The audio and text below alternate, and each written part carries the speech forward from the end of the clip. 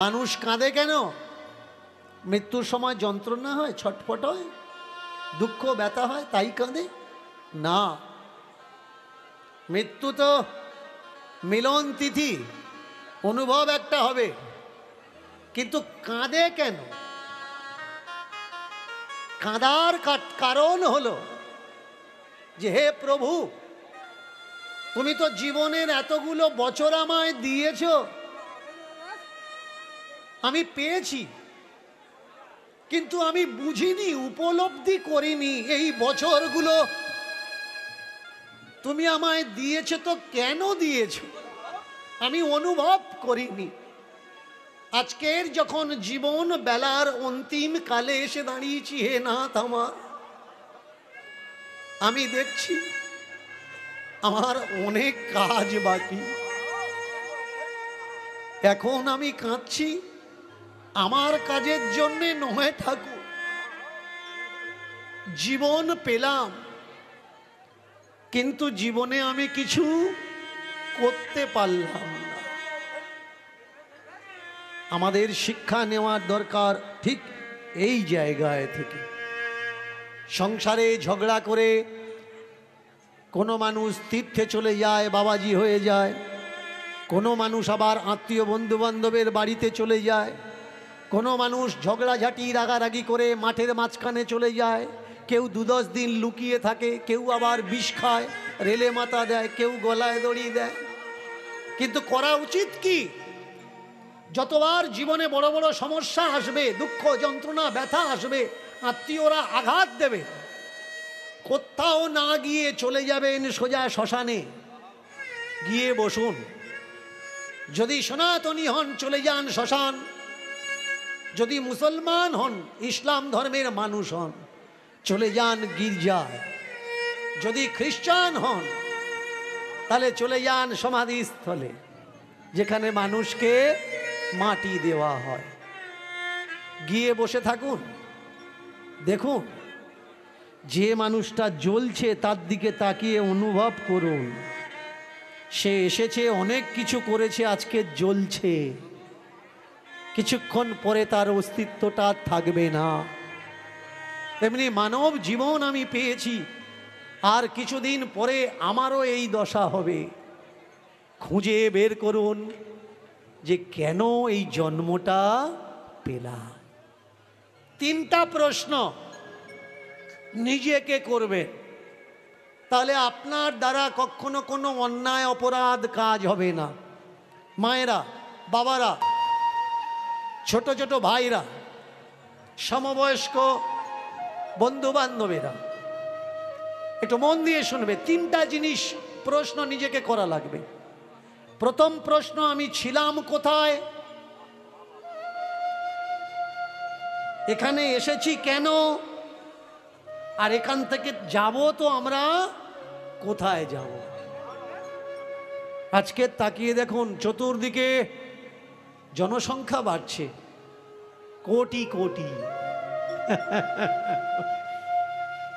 এক একটা দেশে লিমিট ওভার হয়ে যাচ্ছে জনসংখ্যা, তারা পাবন্দি লাগাচ্ছে, জেনারেশনের উপরে পাবন্দি লাগাচ্ছে। 2টোর বেশি নেওয়া যাবে না, কোনো দেশে 1টার বেশি নেওয়া যাবে না। কেন? জনসংখ্যা বৃদ্ধি পাচ্ছে। এবার বিবেচনা করে দেখুন তো, জনসংখ্যায় আমরা বৃদ্ধি হচ্ছি, আমরা কি মানুষ হচ্ছি? জনসংখ্যা বৃদ্ধি হলাম, কিন্তু মানুষ হিসাবে যখন গিনতি হচ্ছি তখন সংখ্যায় বড় কম। তাকিয়ে দেখুন, আজকের কিছু মানুষের দাবি দীনকৃষ্ণ ঠাকুর সনাতন ধর্মকে শেষ করে দিচ্ছে। আমি জানি না এমন মানুষ এদিকে আছে কিনা, অন্য সাইটে যাই দেখি, তারা বলে যে দীনকৃষ্ণ ঠাকুর সনাতন ধর্ম শেষ করছে। না ভাই, দীনকৃষ্ণ ঠাকুর সনাতন ধর্ম শেষ করছে না। আজকের সনাতন ধর্ম শেষের পর্যায়ে দাঁড়িয়েছে। সেই সনাতন ধর্মকে দীনকৃষ্ণ ঠাকুর বিশ্ব দরবারের মাঝখানে প্রতিষ্ঠা করার চেষ্টা করছে। প্রেম সে বলুন। আজকের দেখুন, কিছু মানুষের দাবি দীনকৃষ্ণ ঠাকুর সনাতন ধর্মকে নষ্ট করছে, তাহলে যারা আমার প্রতিবাদ করছে তার মানে তারা সনাতন ধর্ম রক্ষা করছে, তাই তো? তারা সনাতন ধর্ম রক্ষা করছে আর আমি সনাতন ধর্ম নষ্ট করছি। এবার বলুন তো, পেপার দেখেন, টিভি দেখেন, এই কদিন আগেকার কথা বলছি, বেশি দিন নয়, সরস্বতী পূজা করা লাগলো প্রশাসনিক আধিকারিকদের নিয়ে গিয়ে। সরস্বতী পূজা করা লাগছে প্রশাসন দাঁড় করিয়ে। এবার বলুন তো, আপনাদের এই এরিয়ায় যারা পোস্টার মারল দীনকৃষ্ণ ঠাকুর আসছে কীর্তন শুনতে যাবেন না, তারা একটা পোস্টার কেন মারল না যে এখানে সরস্বতী ঠাকুরের অপমান করা হয়েছে, এর প্রতিবাদ আমরা করি? তাদের মুখগুলো কোথায় ভাই আজকের? যেখানে দুর্গা ঠাকুরের নাম করে পূজা প্যান্ডেলে মা দুর্গার মাথাগুলো কেটে দেওয়া হলো, তারা আমার বেলা গালাগালি করছে, আমার বেলা পোস্টার ছাপাচ্ছে, কিন্তু যেখানে সত্যি সত্যি সনাতন ধর্মের অপমান হচ্ছে, অবমাননা হচ্ছে, তারা কথা বলছে না। কেন বলছে না? জানে ওখানে যদি কথা বলি, যাদের বিরুদ্ধে কথাটা বলবো ওই শক্তিটা অনেক বড় শক্তি, কালকের ডেটে যদি আমি বাড়ির থেকে বেরোতে না পারি। সনাতন ধর্মের প্রসঙ্গ যখন উঠল, একটু মন দিয়ে শুনবেন কথাগুলো। আজকের ডেটে দাঁড়িয়ে এমন কোন গ্রাম দেখাতে পারবেন না বা এমন কোন বাড়ি দেখাতে পারবেন না যে পরিবারে গলায় তুলসীর মালা নেই। এখানে যারা শুনতে এসছেন গলায় হাত দিয়ে চেক করে দেখুন, যতগুলো মানুষ এসছেন দেখা যাবে 25টা কি 30টা লোকের গলায় মালা নেই, বাকি সব। এবার জিজ্ঞাসা করুন মালা নিয়েছেন কেন? কোনো উত্তর নেই। সকলে নেয় তাই আমি নিই, ওরা বলেছে তাই আমি নিয়েছি। ওরা যদি বলে দাদা দামি বিষ মার্কেটে নতুন এসেছে, খাও, খেলে মরবে, তুমি খাবে? খাবে কি? বিষের বেলা খাবে না, মালার বেলা নিচ্ছ কেন? কি এ মালা? কি মালা হলো? এই দেখো গোপালের মা, জায়গা পাচ্ছ না, ঘুরে বসতে দিয়েছে, লাইট মারছ কেন মুখের দিকে? হ্যাঁ, বলে একটু কমাও। মায়েরা মন দিয়ে শুনবেন কথাগুলো, শোনার দরকার। যে সনাতন ধর্ম নষ্ট করছে কে? দীনকৃষ্ণ ঠাকুর নাকি তাকে যারা ভালোবাসে তারা, নাকি আর কেউ? বিচার করবেন কথাগুলো। এ মালা কি? মালা কোনো ধর্ম নয়। ধর্ম কি? ধর্ম হলো শাশ্বত। আপনি বলছেন তুলসীর মালা সনাতন ধর্মের লক্ষণ, গলায় যদি মালা আমার না থাকে, তুলসীর মালা না থাকে, তাহলে আমরা বলবো কি করে যে আমি সনাতনী বা আমি হিন্দু? এবার বলুন তো ভাই, নিজেকে প্রশ্ন করবেন, হিন্দু ধর্মের 33 করোড় দেবী দেবতার ভিতরে কাউকে দেখাতে পারবেন কারোর গলায় তুলসীর মালা আছে? দেখাতে পারবেন না।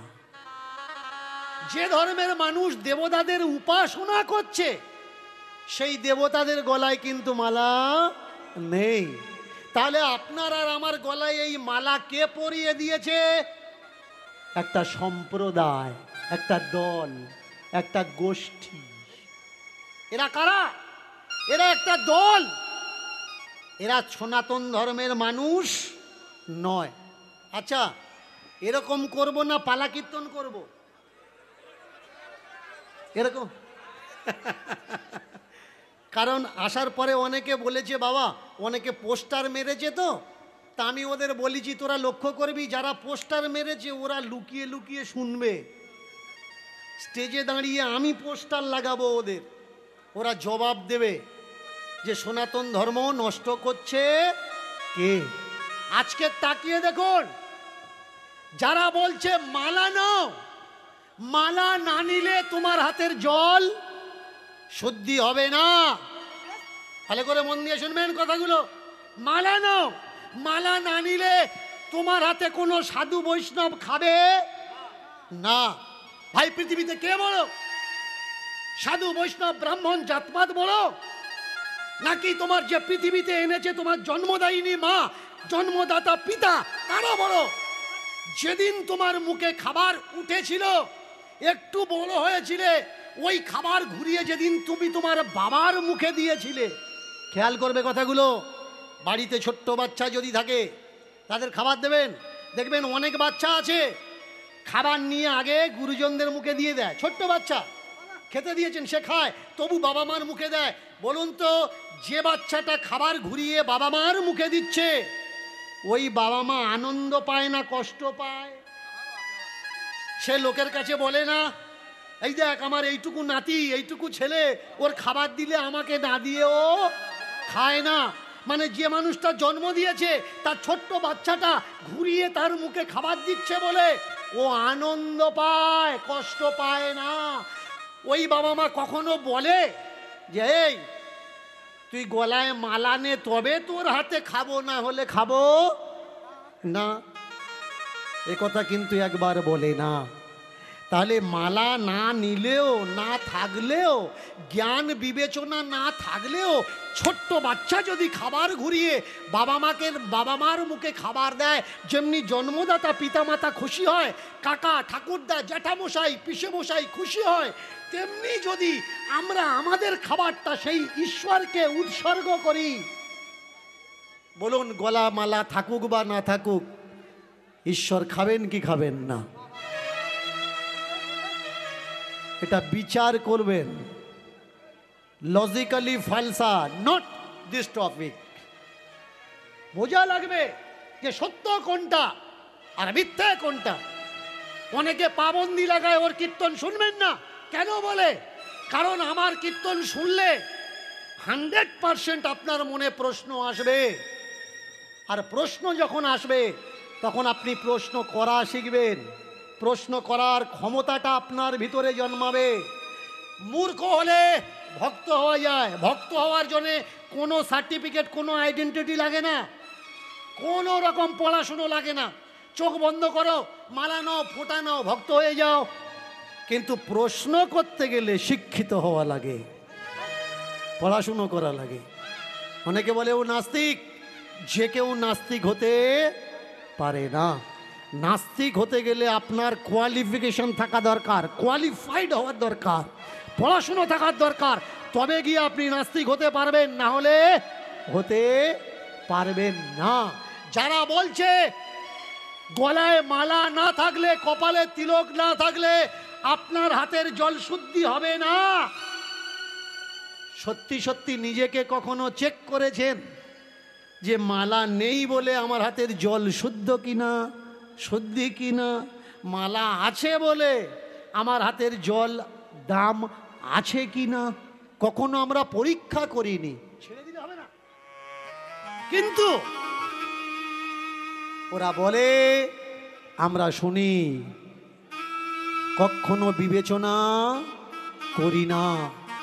ওরা আমাদের দেশে এলো, আমাদেরকে বলল চোখ বন্ধ করো, ভক্তি করো আর বিশ্বাস করো। এই ভারতবর্ষ সোনার ভারতবর্ষ ছিল, জ্ঞানপীঠ ভারতবর্ষ ছিল, বিশ্বগুরু ভারতবর্ষ ছিল। কখন? যখন ওরা এদেশে ছিল না, অন্ধভক্তি এদেশে ছিল না।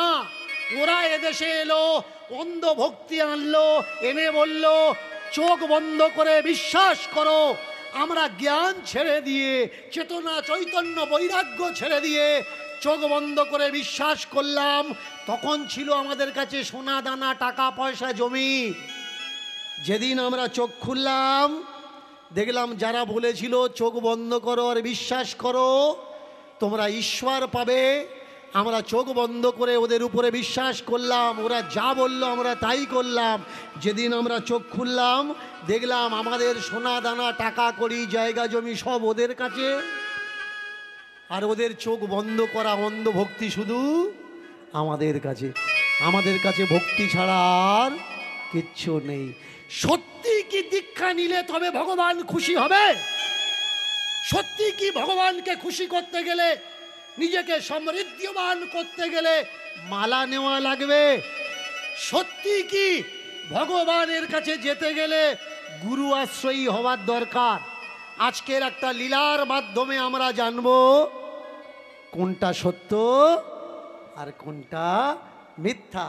আজকের যে লীলা আমরা আস্বাদন করব, লীলার নাম হলো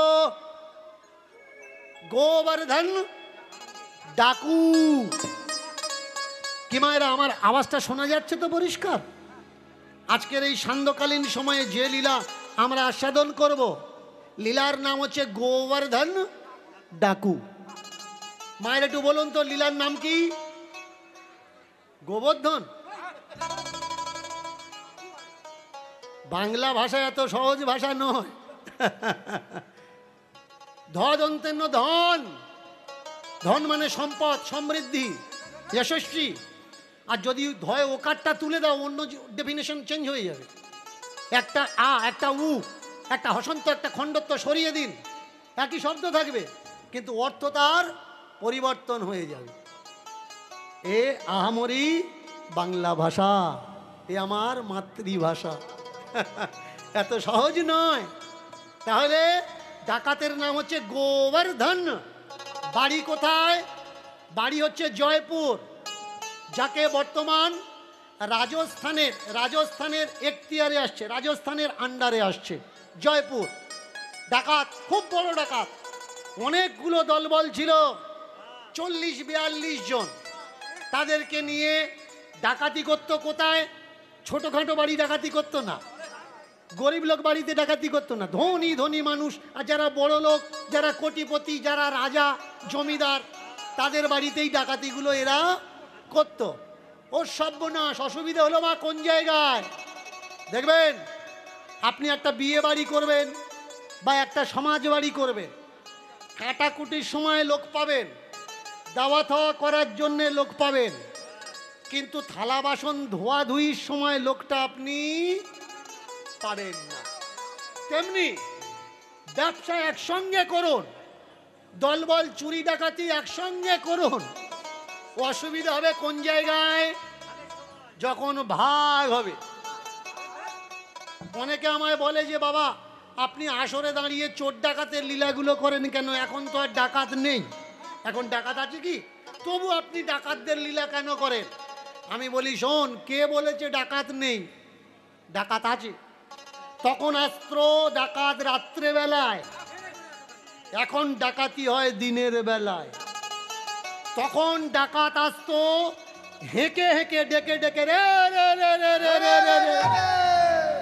সত্যি বলছি, মিথ্যে কথা বলছি না।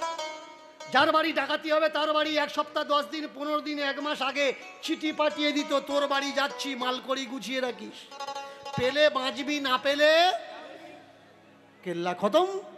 তাহলে চিন্তা করুন, সেই ডাকাত, ও ডাকাত আর নেই। এখন ডাকাতি হচ্ছে দিনের বেলায়। ডাকাতি লাঠি সোটা নিয়ে হয় না, ডাকাতি হয় কাগজ কলমে। কি ডাকাত চিনতে পারছেন তো? আরে আমি ওদের বলছি না, আমি আমাদের বলছি। এই এই যে টিমটা দেখছেন আমার কাছে, এটা ডাকাতের টিম। হ্যাঁ, সত্যি বলছি। রেট কমাচ্ছি না, বাড়াচ্ছি, তবু নিয়ে আসছে। দোষ আমাদের নয়। 3 ঘন্টায় এতগুলো টাকা, এতগুলো ডাকাতি, ভাবা যায়? অসুবিধে কোন জায়গায়? আপনারা তো দিয়ে দিলে। অসুবিধে হচ্ছে ভাগের সময়। যখন খুলিকে দিচ্ছি, ও বলছে বাবা অতগুলো তুমি নিলে, এই কটা আমার। কর্তালি বলছে বাবা অতগুলো তুমি নিলে, এই টোকা আমার। বলুন, দল থাকবে না দল ভেঙে যাবে? ওই যে ডাকাত সর্দার গোবর্ধন, এতদিন ঠিক চলছিল, যখন বড় বড় ডাকাতি হচ্ছে, ব্যাস দল ভাঙা শুরু হলো। ডাকাতির ওই পদের নিচে যারা বসে আছে, লেটেল মারোয়া লোকগুলো, তারা বললে ভাগ হবে সমান সমান। ডাকাতি তো আমরা সবাই মিলে করছি, তুমি একলা বেশি নেবে কেন? কিন্তু ডাকাত সর্দার বলে দিলে ভাগ সমান সমান হবে না।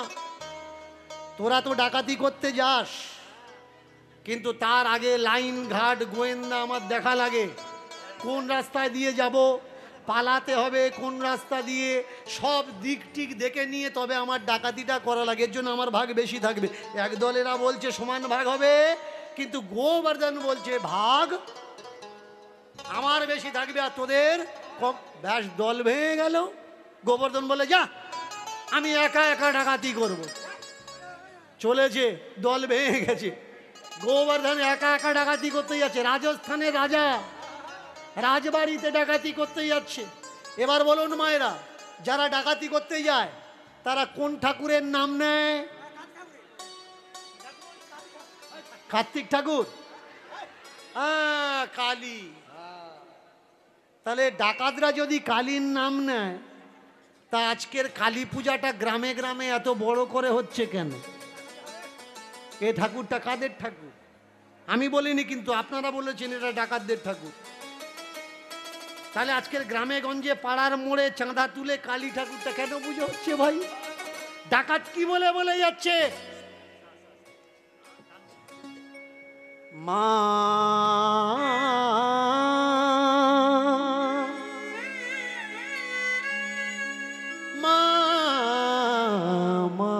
গো,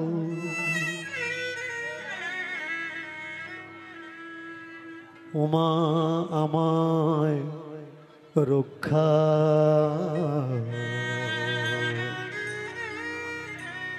করো, ওমা কালী তোর চরণে এই বিনতি করি, ওমা কালী তোর চরণে এই বিনতি করি, ওমা কালী তোর চরণে এই বিনতি করি, ওমা কালী তোর চরণে এই বিনতি করি। যা পাবো মা দিয়ে দেব, যা পাবো মা, মা মা মা মা মা গো, যা পাবো মা দিয়ে দেব, কিছু নাহি আমি লব। যা পাবো মা দিয়ে দেব, কিছু নাহি আমি লব। মাগো যা পাবো মা দিয়ে দেব, মা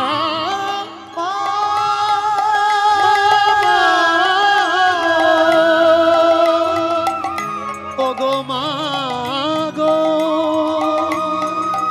ও গো মা মা মা, যা পাবো মা দিয়ে দেব, আমার কিছু নাহি লাভ। ও যা পাবো মা দিয়ে দেব, আমি কিছু নাহি লব। আর যা পাবো মা দিয়ে দেব, আমি কিছু নাহি লাভ। শুধু তোর চরণে রব,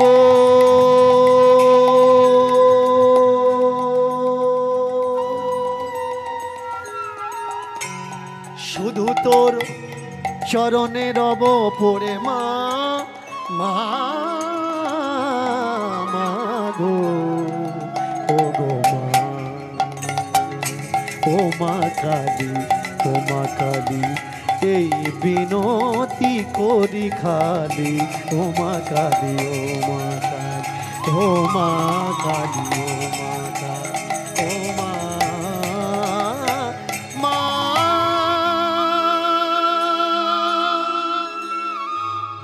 কালী মা।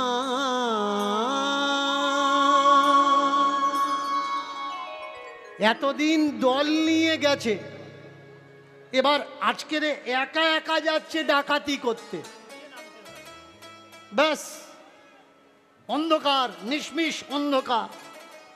রাজবাড়িতে সবাই খাওয়া দাওয়া করে ঘুমিয়েছে, আর এবারটা করছে কি আস্তে আস্তে পা টিপে টিপে যাচ্ছে। কেন? ডাকাত আজকের চোর হয়ে গেছে। একসঙ্গে অনেকে থাকলে চেল্লামিল্লি হয়, কিন্তু যদি একা পড়ে যায় তখন কিন্তু আর চেল্লামিল্লি হবে না, জব্দ হয়ে যায়, লোক চুপ হয়ে যায়। এ ডাকাত আজকে চুপ হয়ে গেছে, মুখে কোনো পা টিপে টিপে টিপে টিপে যাচ্ছে। দেখবেন অনেকে বলে অন্ধকারে দেখা যায় না, এটা একেবারে ভুল কথা। অন্ধকারে যারা ডিউটি করে তাদেরকে জিজ্ঞাসা করবেন অন্ধকারে দেখা যায়, ওরা বলবে দিনের থেকে ভালো দেখা যায়। হ্যাঁ সত্যি বলছি, যারা অন্ধকারে ডিউটি করে জিজ্ঞাসা করবেন, অন্ধকারেরও একটা আলো আছে। এই যে পা টিপে টিপে যাচ্ছে, যেতে যেতে যেখানে বাঘের ভয় সেখানেই সন্ধ্যা হয়, সকাল হয় না, মূর্খ কোথাকার। পা টিপে টিপে পা দেবে তো দেবে, কোথায় দেবে? রাজা খাওয়া দাওয়া করেছে, রাজার এঁটো থালটা যে চাকর প্রত্যেক দিন ধোয়, এ আজকের আর ধোয়নি, তাড়াতাড়ি করে রেখে চলে গেছে বাড়িতে যে ভোরবেলা এসে আমি ধুয়ে দেব। ওই এঁটো থালটা যে রাখা আছে সোনার থাল, আর পা দেবে তো দেবে, ওই থালার কানার উপরে পা তুলে দিয়েছে। যেই পা তুলে দিয়েছে থালা একেবারে ঢিকবাজি খেয়ে এসে ঝনাট করে নিচে পড়েছে। যেই পড়েছে আশেপাশে যারা ঘুমাচ্ছিল জেগে উঠেছে,